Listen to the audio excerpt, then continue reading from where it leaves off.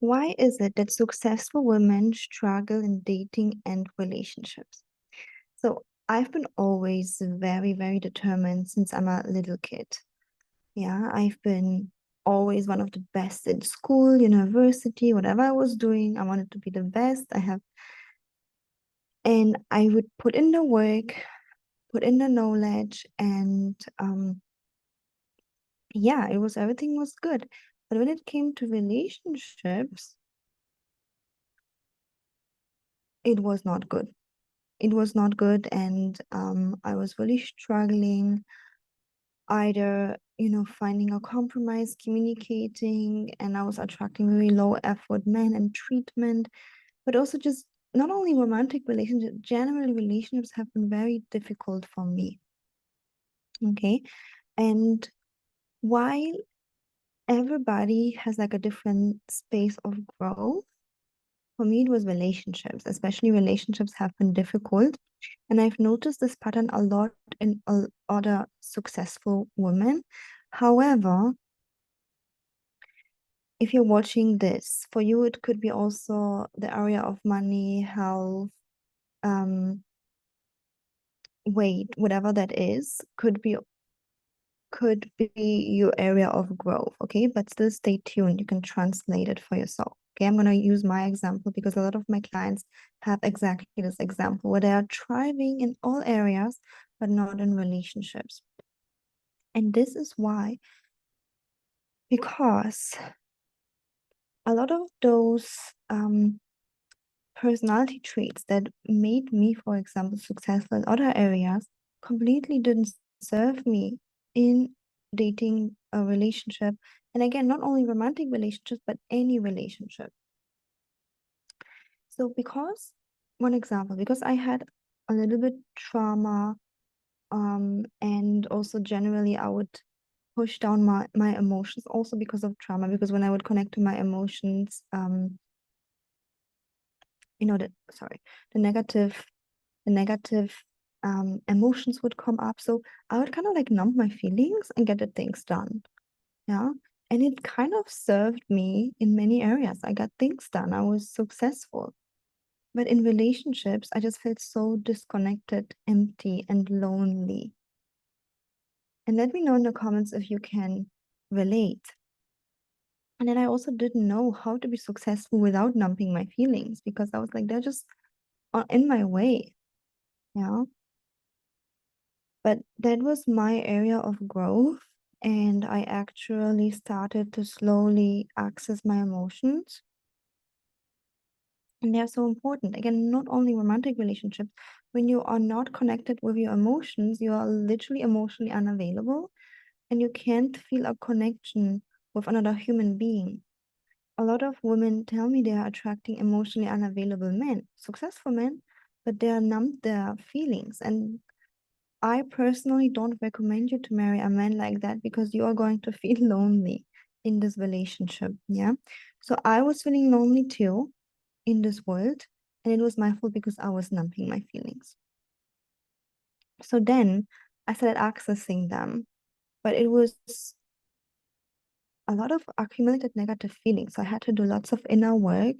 I had to learn about how to overcome traumas. I had to do trauma-informed work. I had to do somatic healings. I did that for years. I've also studied that first and foremost for myself, but this is something I'm also using for my clients that come to me, and we are able to access that emotions and clean up all of the negative stuff from the past. Like this, just imagine you have some trash in your kitchen, you throw it out, and then you can enjoy the good smell of your flowers. But as long as the trash is there, you can't smell the flowers because it's just stinking. And then you hold your breath, and then you don't smell the negative smell, but you also can smell the flowers. And that's the beautiful thing about doing your inner work and releasing the negative feelings from the past, because then you're going to feel more alive and you're also going to feel connected to others. Okay, so if, by the way, if you feel like you need extra support, make sure to reach out for a free love audit call. I'll put the link in the description box, okay? Yeah, and then what happened then? Then when I start accessing my feelings, yeah, I felt less lonely and it was great, but I felt a little bit overwhelmed, you could say, because I had no idea how to deal with these emotions, deal with so many emotions, and also how to deal with these heated moments, which I call triggers. Not sure if you heard this word, but like this heated moment where a person does or says something you really don't like, and especially relationships, in my case for sure, trigger that in me. If someone behaved or said something I didn't like, these heated moments where your nervous system goes into fight, flight, freeze. Everybody feels different, but it's just like a negative feeling in your body. And then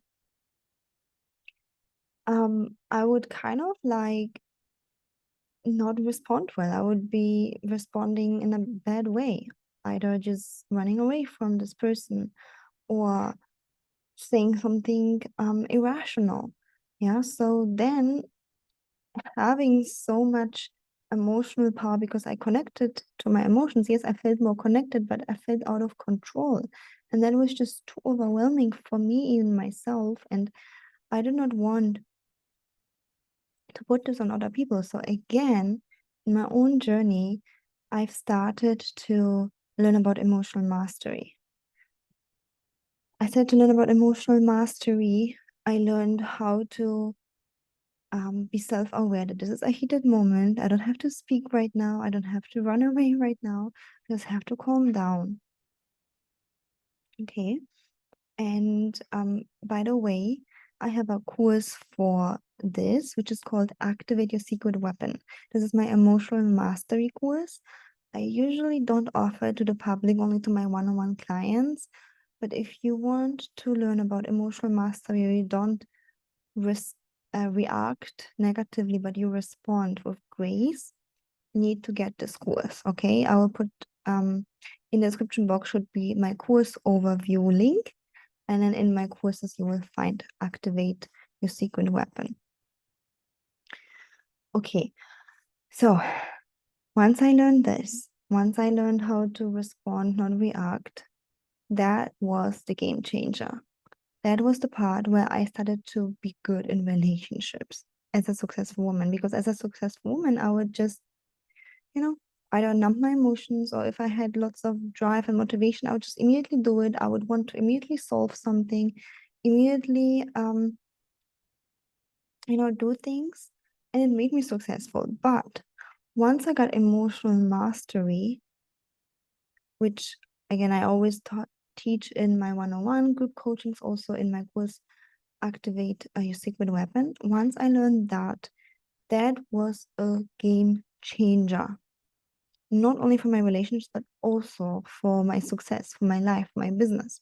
Because you can imagine someone who takes lots of actions, yeah, wants to get something done. It's almost like, almost like imagine that you are running late and you want to get done something fast, but you're running late and you actually feel kind of anxious about it, maybe even a little bit panicky. Have you ever had this moment where you kind of like forget to unplug your hair curling iron, or you don't know if you turned off the stove, or maybe you don't do your makeup properly? Yeah, it literally happened to me today. I was not really running late, but I was just like wanting to be fast, too fast. And I forgot my sunscreen. And guess what? I am right now in Dubai. It's really hot. And if I go out like that, my skin will not like it. So I'm gonna have to remove all my makeup, apply the sunscreen, and then I don't know. I will decide if I apply it again or just leave it like that. But you see my point. When we are in this like I'm taking action, but I'm emotionally not grounded, I'm emotionally all over the place, we're gonna make mistakes. You're gonna still be successful and correct things, but you're gonna make mistakes. So once I learned the emotional mastery, that was such a game changer. First of all, I could connect to other people. Yeah. Secondly, other people who have been triggered in my presence before, they have been either a lot of in fight or flight energy, because they sensed my grounded nervous system, because I learned how to respond, not react. I became the bigger energy in a room. Imagine like having a light bulb. When you turn it on, even if it's night, it lights up the whole room. Yeah. So I become the energy that made everyone grounded. And honestly, personally speaking, for a long time, I felt like, why do I have to be the grounded person? Why can they not be? And then I realized someone has to step up. So I'm doing it first and foremost for myself. And if other people benefit, fine with me. Yeah. Um, 1 second. And the third point that happened is I stopped sabotaging my success in other life areas, because I stopped taking action out of like this panicky energy or ungrounded energy. I become emotionally very stable, and that really skyrocketed my success in other areas, because um I was no longer like all over the place. It's like, you know, when you imagine you want to pour some water into a cup, when you're like shaky like this, like it will go all over the place. But when you're grounded, you're stable, more emotionally stable, just pour it into a cup and it goes straight in and everything is good. So this is what happened. I started using my energy very well in my business, for my health, for my body. I stopped sabotaging. I didn't do many mistakes. And with that, I my money, my health, everything skyrocketed. Yeah. So why I found that successful women are especially struggling in relationships is because we just have so much desire, so much motivation, so much drive. And again, some women numb their feelings like I did before, and some women just have so much energy, so much expression, and then